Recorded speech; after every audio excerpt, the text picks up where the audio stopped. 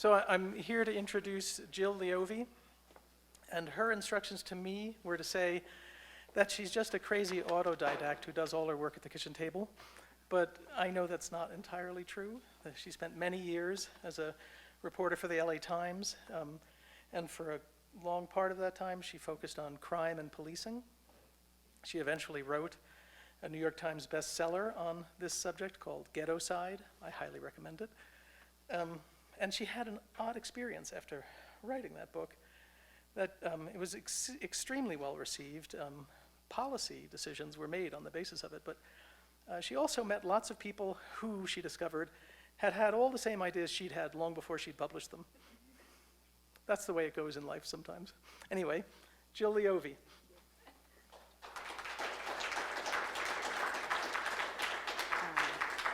Thank you very much. Actually, it's warm. I might or might not use the slides because they're kind of distracting, and I forget about them. So if I don't, that's just how it works. This little boy is Kylan. This is the day after his 15-year-old cousin who he lives with was murdered, and his family, I know, I was at the door. I'm so excited to be here. Thank you for inviting me. I'm a journalist, as Professor Dubazan said. I spent about 15 years covering murder in Los Angeles, on and off, and I focused on the south end of Los Angeles and some of the most violent urban neighborhoods in the country. And I think I should say right at the beginning here that part of the reason I am talking about what I'm talking about tonight is that the Iliad is totally relevant and important to the stuff that I care about. It actually matters. It is informative in some really deep ways, and it speaks to not just contemporary problems, but one that, in my opinion, is really surpasses all of them. It's the most important contemporary problem we have. So, having said that, I want to talk about the police bureau I focused on. The homicide death rate per capita there was about 7 to 10 times the national average. It included the neighborhoods of Watts. I spent sometimes in the city of Compton, and a larger, more indefinite area that was called South Central. Can you hear me if I stand back? So, actually, during my time in South Central LA, the city leaders, in their wisdom, eliminated all official use of the name because they judged that it had become too stigmatized by its association with violent crime. But the people who lived in these neighborhoods still use the name. There's a lot of pride of place in these neighborhoods, and some of them used other names too. This is a homicide notification, obviously. It's the protagonist of my book, if anyone's read it, it's Detective John Skaggs. People sometimes said the hood, and they sometimes said the ghetto, and I think terms like that felt natural because there was something about these neighborhoods that felt very walled off and apart from the rest of society. And in my book, I argued that the main reason for that was pervasive impunity for violence. Killers got away with it. In Los Angeles County, about 2/3 of the murderers of adults are never convicted and go to prison for murder. And in these very high crime neighborhoods, that impunity meant that violence, for all practical purposes, was semi-legal. And see, this is why I don't like the slides. The people who were most affected by that were black men, particularly young black men, for the simple reason that their death rates from homicide surpassed those of any other demographic group. And that, by the way, is a catastrophic problem for this society, although it's not always seen as such. They were the number one crime victims, especially if they were involved in street-level drug dealing.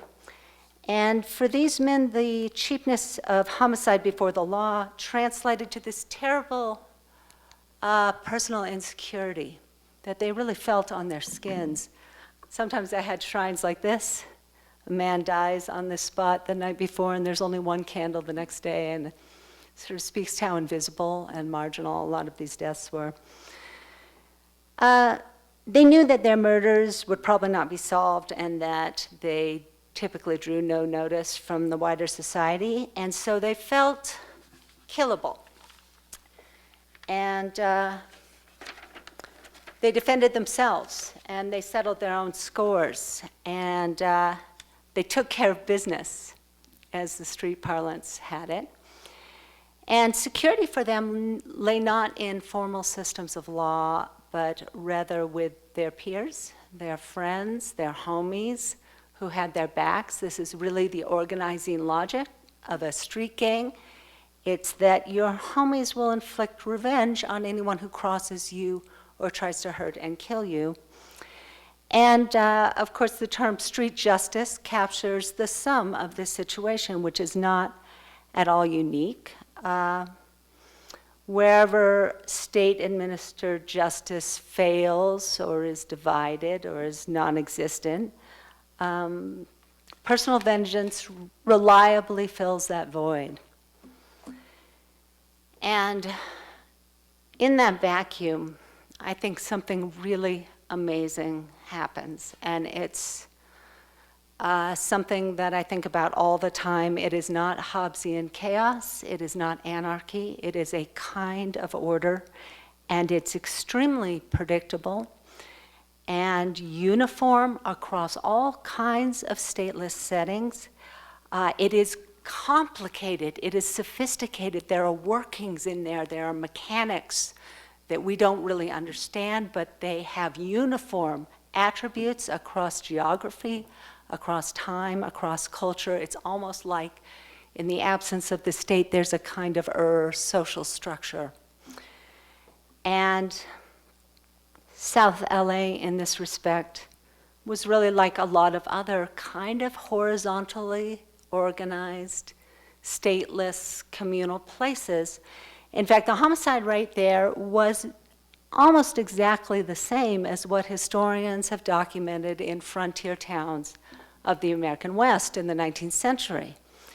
And the mix of homicides and the types of homicides and the motives and the profiles of victims is about the same. And so if you were to think of South Central Los Angeles as a kind of frontier zone within the larger city, you would not be far wrong. So how does a crime reporter get to the Iliad? Well, I should say I'm not a scholar, I am not a classicist, I do not know ancient Greek like some of the people here. But I have seen a lot of bloodshed firsthand, and I've observed the social dynamics that unfold around it. And it really changed what I thought about just about everything. In fact, like I say, I think about it all the time. It messed with me intellectually. You know, I think I went to South LA thinking I was covering crime, that I was covering dysfunction or disorder or pathology, because that's what I had read had led me to believe that, and that is not what I saw there. And it changed a lot of little things about me too. And one of those was that when I was younger, I tried to read the Iliad a couple of times, and I could never get through it because I found it very boring. And years into being a crime reporter, an odd thing happened, which is that I opened the Iliad and it was a different book. It was electrifying, and it was mesmerizing, and I recognized it, and I felt like I knew what it was talking about. And I found all kinds of resonances and connections and familiar themes in it. And the most important of these is, I might as well do this. You see how it is with the slides? They get forgotten. Here's this.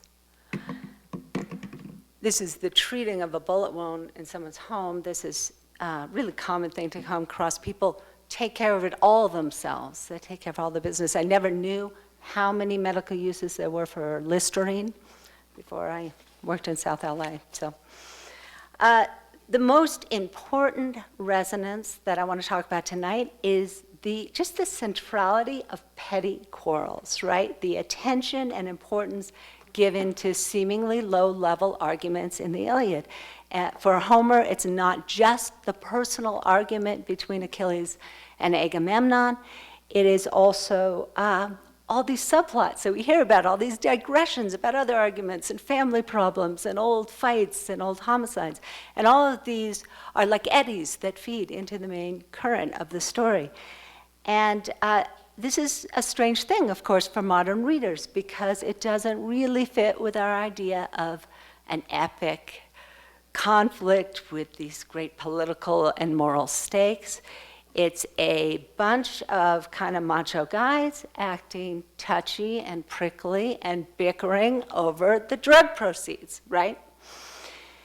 And you see the strain that people have trying to put a profound gloss on this. I think it was Karl Reinhardt was a scholar who was talking about the sublime triviality of the Iliad. It's you sort of recognize these efforts to kind of paper over what feels like a stupid argument and something that maybe could have been avoided, right? But I think this reaction actually says more about us than it says about Homer and whoever his listeners or readers were. We are statists for the most part. We are people of government, and it is my belief that the legal order that you live in is everything. It's how you think, it's how you see yourself in the universe.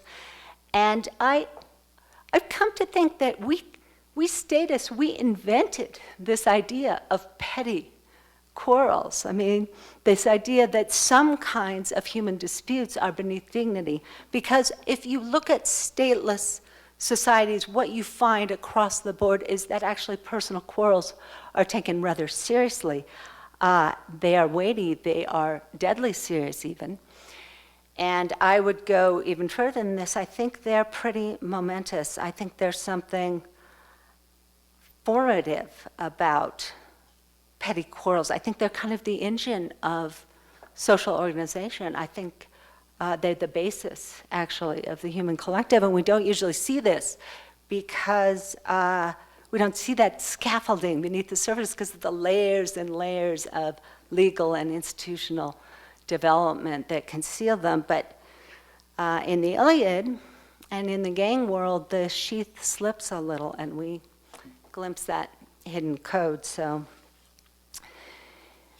in the hood, in South Central, people are also strangely preoccupied with personal arguments, with beefs and beefing. And I think I heard those words at least 10 times a day, every day that I worked on the streets of South Central LA. Arguing and fighting are rampant in the street milieu. I did a lot of hanging out. And you actually experience this. You hear the loud talking and, arguments are breaking out, and there's so much tension in the air, and a lot of it can seem very trivial. It's as if little slights and insults and grudges and envy are a kind of geopolitics. It's what everybody thinks is important, it's what everyone's talking about, and there's so many quarrels piling up and overlapping and entangling so many people that it sometimes feels like everyone is caught in this big quarrelsome web. And the word beef itself is actually kind of interesting. It has this strange mutability and elasticity to it. It's a noun and a verb. It means small quarrels and it means killing, right? It can mean an insult or it can mean a 20-year gang feud. And it is like a lot of other words that we find in other languages. The English word thing is related to disputes and dispute resolution also. It was the name for the Scandinavian court sessions where homicide compensation was ironed out, and it's also every little thing in the world. And William Ian Miller, who studied Atlantic sagas, points out that the German word "sach" and the Spanish word "cosa," or in Italian "cosa," from causa in Latin, was case, also a dispute resolution reference for major disputes and every other little thing in life. And if you wanted to make a hobby of adding to Miller's list, you could just go on and on. There's a word in Anglo-Saxon, which is probably fade or fide, but it corresponds to our modern word feud, and it meant feud, but it also meant little arguments and punishment.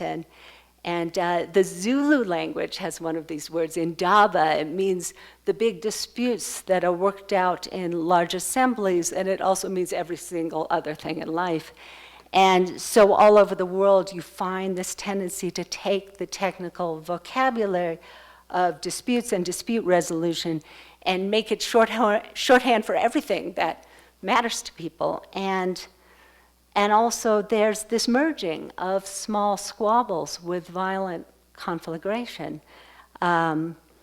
which I think is very telling. It's as if they were all part of one thing. And if you're wondering if this word exists in ancient Greek, my vote would be for Nikos and its derivatives, which pop up here and there in the Iliad. I know that this word is translated as strife, but I think that's typical of statists trying to gussy it up and making it a little more weighty than it seems. That word is clearly quarrel, and it's used a lot like the word beef. And when Empedocles, who's a pre-Socratic philosopher, wrote a little bit after Homer, writes his poem about the beginning of the universe, he proposes this original cosmic conflict between love and Nikos, quarrel, and basically said these are the primary forces in creation.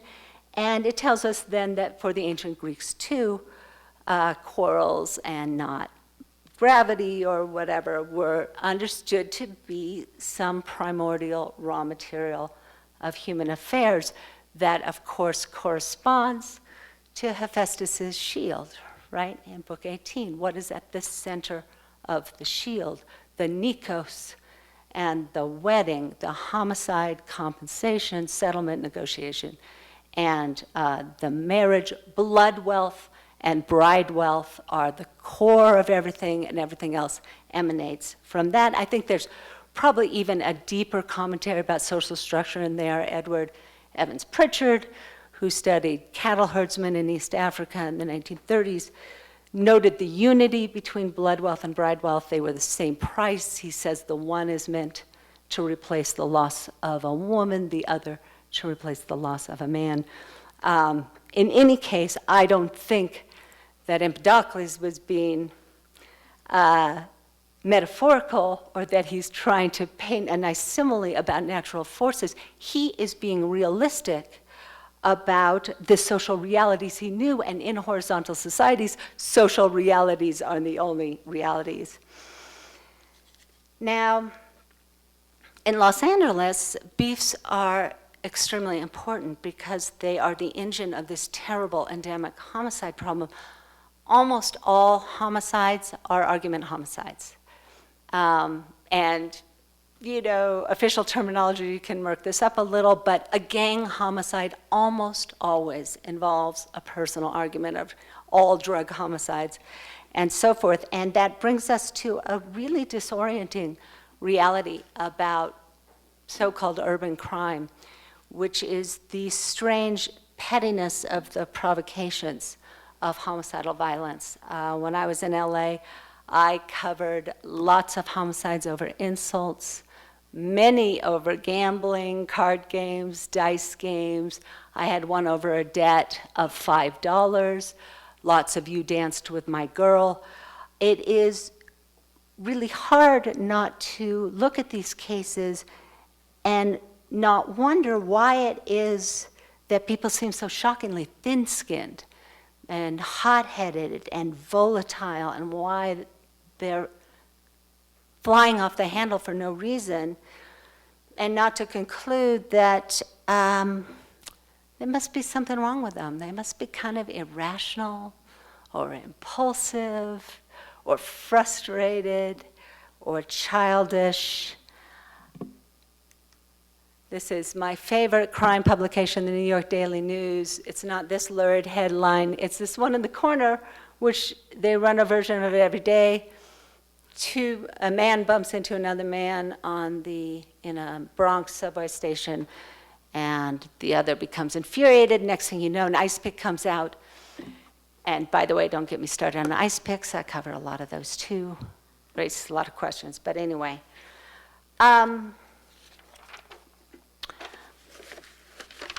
I disagree with this, but it took me a really long time. I think that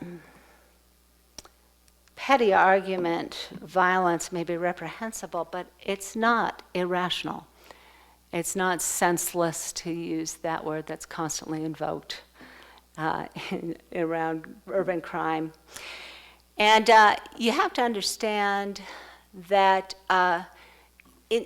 in some of the really high crime parts of South Central LA, people are essentially trapped for a lot of reasons. I met a lot of people who would say, I never have left this 8-block area in my life. They are dealing with the same people day after day, all of their lives, as if all of us were locked in here without any authority for the rest of our lives and told to work it out. And I know this group would be totally harmonious, but you can imagine another group like it. But and they are living this way without, with very little protection from the formal institutions of law. And so they are, in essence, outside the law. They are in their own improvised, informal order. And this is, of course, exacerbated by the street black market. If you're involved in drugs or in prostitution, you're not going to take your business arguments to court. You're going to fight them out. And it made everything different. And a very important thing that was different because of this is that in this world, disputes never end. There are no endings to any argument. There's nothing to make them end. In a state society, the formal institutions of law can impose endings to dispute in some ultimate way, either through implicit or actual violence, through seizure of goods, through incapacitation. But in South LA, disputes had this open-ended quality. I would even say they ebbed and flowed like waves. A grudge would simmer, maybe for years, and then suddenly ignite with a new provocation. And it meant that every small tremor kind of vibrated through the whole expanse of this quarrelsome web that I've talked about. And because there is impunity for violence, murder is loose in that system. It is always on the table. It is cheap. It is available. It's an option. And it meant that every little spat had these invisible lethal stakes hidden in them. It meant that the latent fear of murder was tainting interpersonal interactions, and it was like gasoline on a fire. And so all the arguments escalate much more quickly, and they become unpredictable much more quickly. And you could almost say the momentum of the process of conflict was accelerated, as if time were speeded up in some way. And by the way, this is what violence does in the system. Violence opens a window to chance and contingency. It multiplies the possibilities for unforeseen consequences from conflict. Just look at the unintended victims in the Iliad. I haven't counted them. The rate is 40% in gang violence in South Central LA. So if 40% of those victims are unattended, that gives you a little bit of a sense of the role of random chance in violence. So if you think about it, and somebody beat you up and stole your drugs 5 years ago, and that person bumps into you on the dance floor, that new conflict is not really a new conflict. It's a continuation of your ongoing conflict with them, and that was the classic hood homicide is two men who run into each other at the bus stop or at the liquor store, and a few words are exchanged, and then bullets start flying. And from the outside, it looks incredibly spontaneous and impulsive and senseless. And it takes weeks for the detectives to be sifting through the details of that case and discover actually one of those men had killed the other's brother 10 years before, right? And they're still living near each other because there's so many people who aren't caught. Or maybe they'd been in prison together 5 years ago and the beef started there. But in any case, what looked petty on the surface was not really what it appeared to be. So I want to talk a little bit about gang violence. It is like all revenge, all feud. It has an economic template. It is an exchange of retaliatory shootings, and a swapping and trading of injuries as part of a dispute. And murder is an exchange item in that system. And you know, it's very Iliad-like. The battlefield action in the Iliad moves as a series of transactions.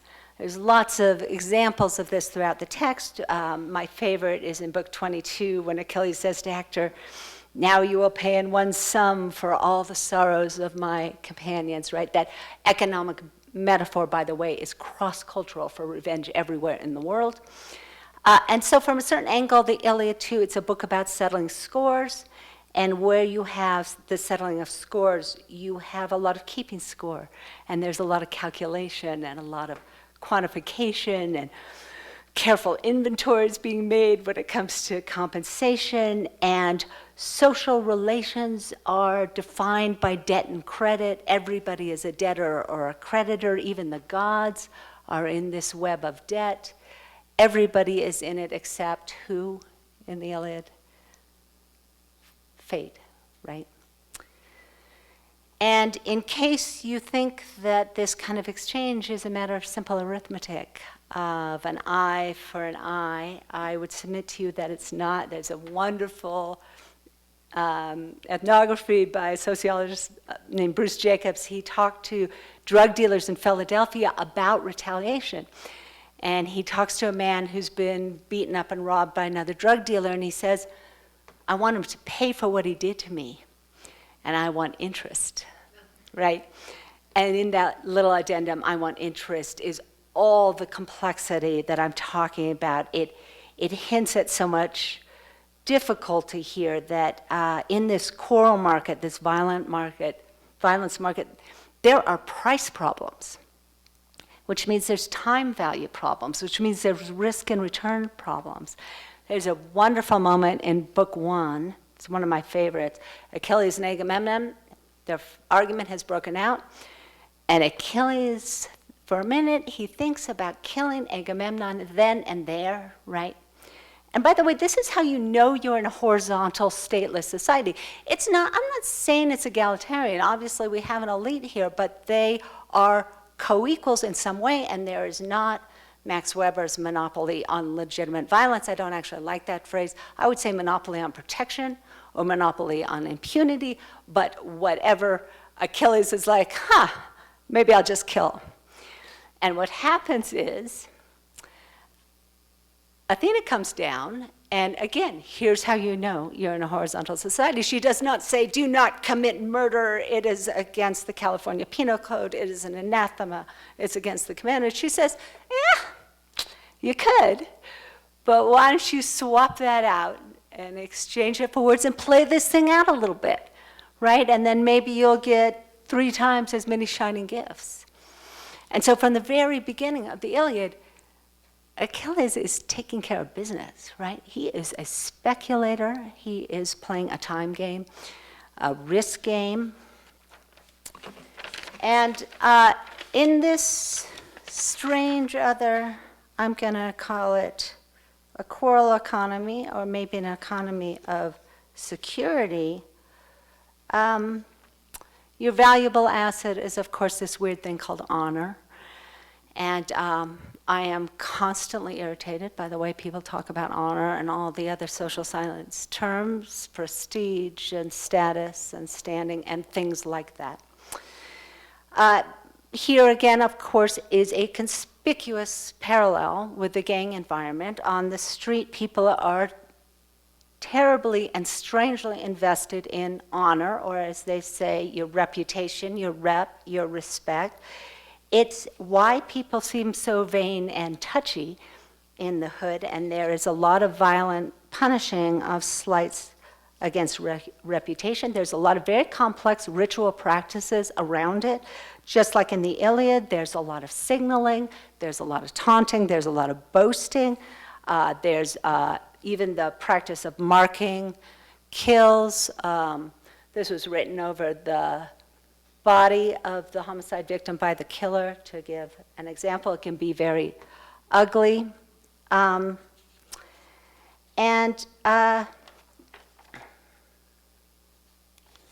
There's even the calculated exchanges of the status of victims, which comes up a couple of times in the Iliad. If a shot caller is killed in one gang, the victim gang is going to try to hit back at a shot caller in the other gang because that's the same status. Or what I see much more often, much more common, is kind of the opposite of that, is gangs will deliberately aim for the low-level and marginal members of the enemy gang because they know that's cheaper and they know that the vigor of revenge is going to be less. It's part of the reason so many young men who are not really involved in gangs get shot. And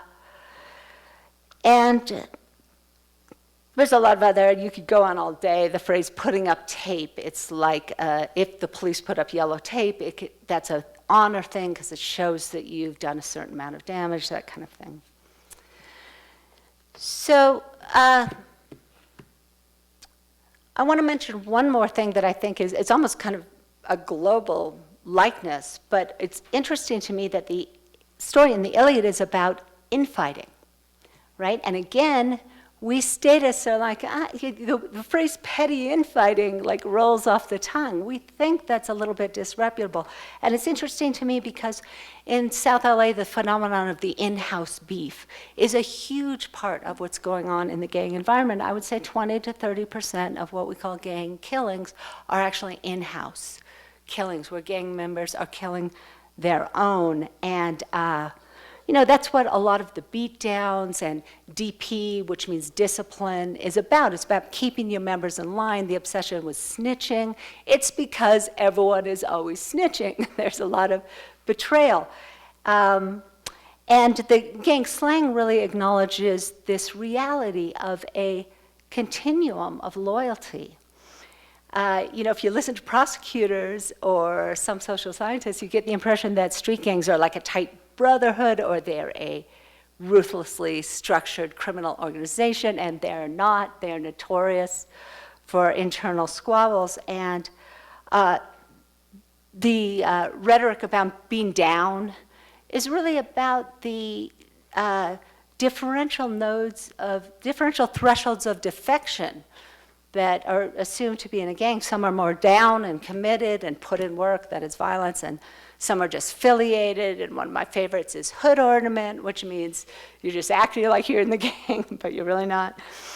And so as in the Iliad, group solidarity feels fragile and kind of fluid, and as if it has to be constantly renegotiated. It's of a piece with an environment where status is always in play, where leadership is precarious, and I think that in-house beef thing, it's more than just a trade hazard of your raiding operation.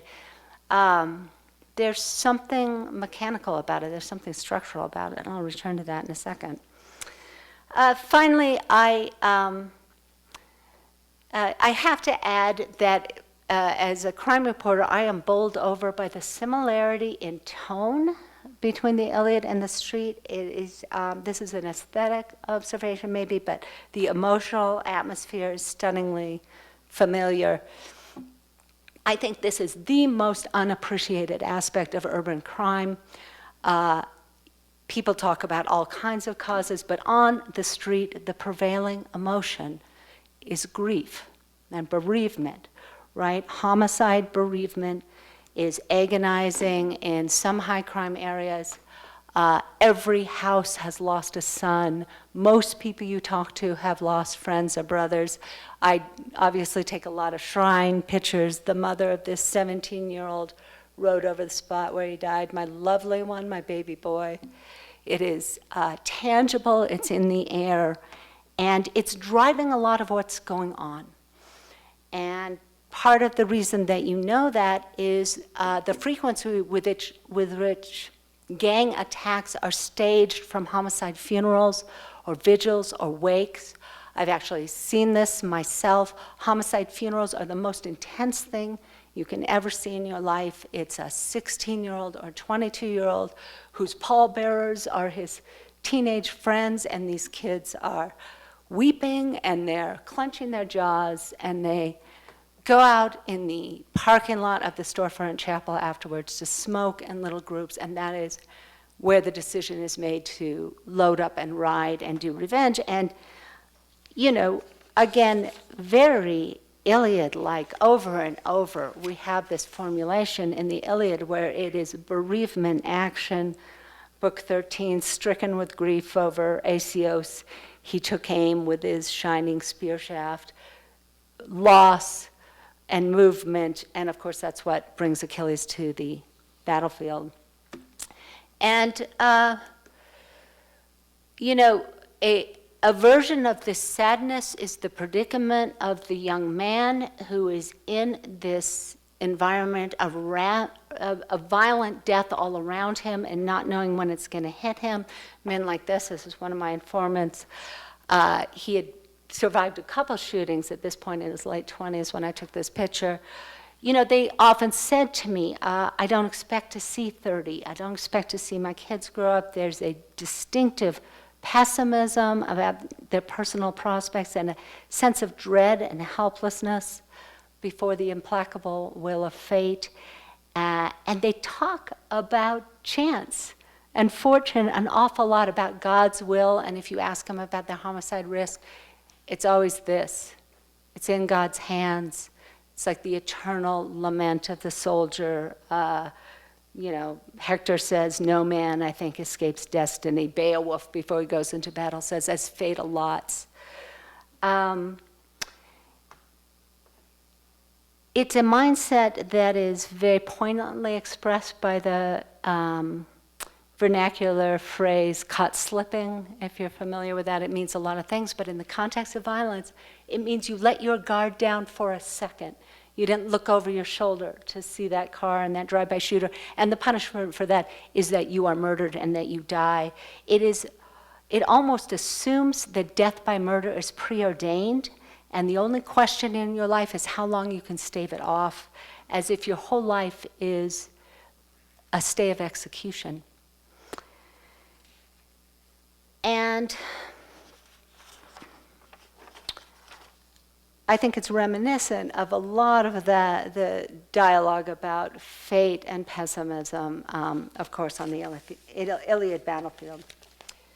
So in the last part of this, I just want to return, if I can do it quickly, to this idea of stateless societies. What is it? What makes them different? I got really interested in some unfashionable anthropology. There was a lot of work on this in a certain era, partly because colonial officials came into societies very unlike their own, and they were people of government and people of monarchies, and they found people without government, and they thought it would be chaos, and instead they found order. And so they asked, how can there be tribes without rulers? This is the classic Middleton and Tate text. And a generation of anthropologists, luckily for me, made a lot of direct observations of dispute resolution in stateless society. Godfrey Wilson's pith helmet, as he sits through this court proceeding among the Nyakusa, sort of says everything about this era. And it is problematic in some ways, but it's interesting because it has these correspondences with a lot of other work that's been done on, say, hunter-gatherer societies, on feud and vengeance cultures described by historians. Corsica in the 19th century is the classic one. That's where we get the word vendetta. And also work on prisons and mafias, and all of this underscores this strangeness of very universal practices and attitudes. And the main one is, quarrels always have center stage. Personal quarrels always have this importance. P.H. Gulliver, who did one of these studies, I think this one, is the Arusha. By the way, when I read about the assembly in the Iliad, I think we can imagine something like this. He said, in this society, disputes are structural, and I think that's really a resounding insight. And the interesting thing about dispute resolution, and particularly homicide compensation, for me, it's a way to kind of freeze the frame of what's going on in these tumultuous webs. And their blueprint, of course, is wealth exchange, that blood price, that wergild, whatever it may be, because every society has a version of this, is going to be paid to the victim to stop the violent retaliation or feud cycle. And homicide and homicide compensation is the template so that societies like this, we would say everything is tort. All disputes are priced, injuries priced and paid for, and they tend to have a feel of debt and credit underlying everything. And we can learn a lot from this. One is an obvious one. It helps us get to the bottom of what this weird honor thing is, which crops up in all of these societies. Security in a horizontal system is rooted in blood price. That is the amount your death will command or the revenge it will bring. That is your 911. That is your Bill of Rights. That is all you have. And it is a life and death issue. The more your blood price, the less killable you are, right? And the other thing that is amazing to me about this kind of dispute resolution, this is Highland, Montenegro. You can see the killer has to crawl across the ground and subject himself to the victim's family to present with the mediator, broker, arbitrator of the Orthodox priest. That's a standard figure brokering this homicide compensation agreement. This is a super subtle and interesting mechanism. It does not seem to be intended to replace the victim or to assuage grief or to make the injured parties whole. And part of the reason we know that is in some cultures, the most injured people, the parents, will not accept any of the compensation. I think what it's intended to do is something different. It's to make it harder for factions to form and move as one. It's to tame random oscillations of the revenge cycle, kind of slow things down, introduce stickiness. You can't bring closure, but you can introduce maybe some fixity at points. And by the way, that word law is from an old Scandinavian word that means to fix. It is unpredictability and not violence that these processes seek to contain. People always say it's to contain violence because the society will, fall into chaos if the revenge cycle continues. And I don't think that's right, because murder is part of the exchange system, for one, but also, societies can tolerate a rather large amount of revenge violence and do just fine. So how does compensation work? What is it doing? How does it do this? It does it by mobilizing divided loyalty, by activating those nodes of defection I talked about. Blood wealth is distributed on the victim's faction. Of course, we have this idea of distribution, which especially in ancient Greek is, it vibrates in that word nomos, for example. And what happens is that it triggers a lot of negotiation inside each in-group, and a lot of, Cousin Ernie, I can't pay you this now because I'm going to give it to Uncle Bob, and new beefs are born and old ones are appeased, and the opposite thing is happening on the other side because it takes the whole faction to bring the blood wealth together. And in the process, the pieces are moved on the board a little. and the structures subtly shift, and that factional momentum is disrupted. And if you imagine a swarm of bees maybe headed in one direction altogether, and a gust of wind disrupts them and they reform in a slightly different shape, that is what these kinds of compensation processes are trying to do. It is trying to manage what Maurizio Catino, who's a mafia scholar, called the unstable dynamic equilibrium of a horizontal society. And an even deeper complexity to this, what did I use for this? This is Paul Bahen's Tiv in Nigeria.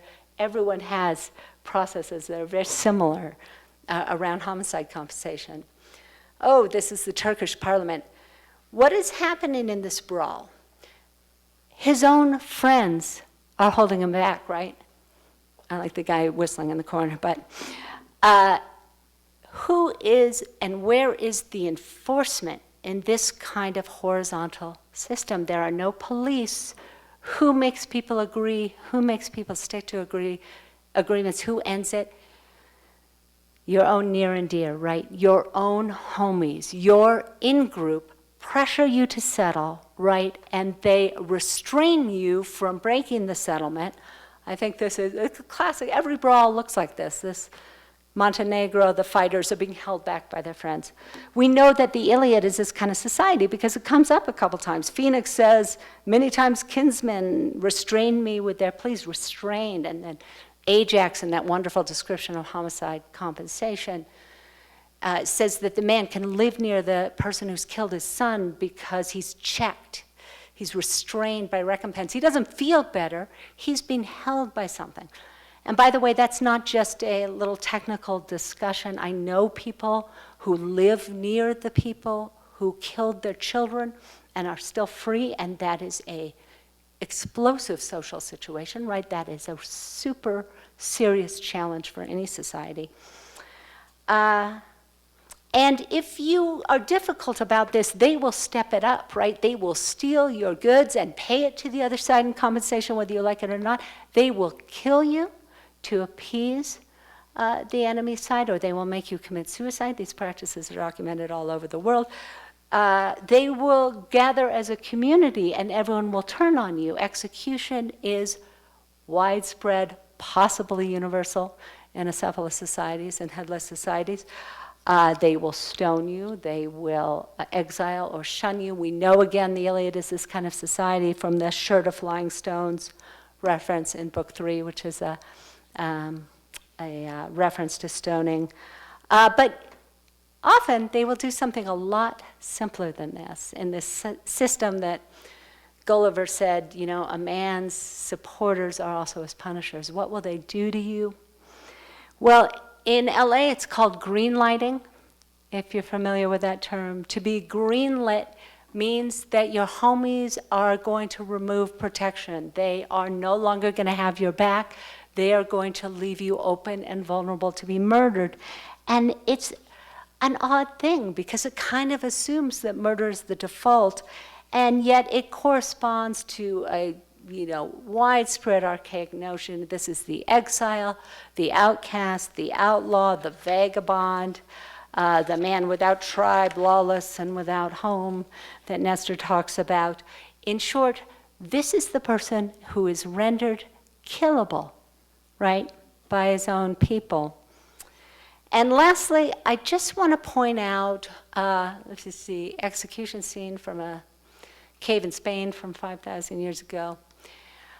Who comes in for this kind of DP, this kind of in-group punishment? Well, it turns out certain kinds of people again and again over the world, we know who they are: the witch, right? The liar, that false witness thing is so explosive in ancient society. The thief, this is a marketplace in Nairobi in the 90s. Very, very common for thieves to be the subject to mob violence in cultures. And then two other people who I think are really interesting. There is a character that the anthropologists sometimes call the recidivist, and that in different cultures there's a word for troublemaker, the one who is stubborn. won't take the deal, won't go along with the program. There's a word for this in the Icelandic sagas. It is the Ojafna. I'm not saying the whole thing, but it's the man without measure, as Miller said. It's the obstinate one who won't take the deal. Who is it in the Iliad? It's Achilles, obviously. And one other person who commonly comes in for communal punishment, and that's the chief, the leader, the king, who does not give a feast, who does not just share out the booty properly. This is, again, documented all over the world. And it was a familiar homicide circumstance in South Central LA, was the shot caller who's getting too rich, who's not distributing the drug proceeds, would be murdered by his own people. So when Achilles is making these not so subtle threats, by book 9 he's saying Agamemnon would distribute little and hold on to too much. This needs to be understood as a lethal threat. And Agamemnon is not being prickly. He is worried about how killable he is. And in a society like this, all of these characters are negotiating with their constantly fluctuating state of killableness. And I hope that this leaves you at least with the thought that in certain legal conditions, petty quarrels are not petty. They are really the measure of the world's most important resource, which is safety and personal security. What's called honor is actually protection. That is what it is. People are jockeying to keep their stay of execution going. It is all a deadly business. And it's why in places like this, every petty fight and grudge and resentment and every in-group spat and out-group spat is important. They all bear upon the ultimate fate of whether you can maintain your position in that quarrelsome web. It's all about your killability and your basic safety. And I would like to rescue the Iliad characters and their gods from the charge of pettiness, because I also want to rescue the young men I covered from that charge. They were a lot of things. They were scared, they were often cruel, they were reckless, but they were not irrational, and they were not childish. In horizontal systems, small and large conflict are married into one. You could think about them as being all different points on an undulating web, potentially feeding into terrifying turbulence. And so in South Central, the beef seem petty, but they're not. And likewise, Homer tells us in book 4 in a beautiful summation of this, talking of the personified strife. She is small when she first rises up, but in the end, she leans her head against the heavens. Thank you.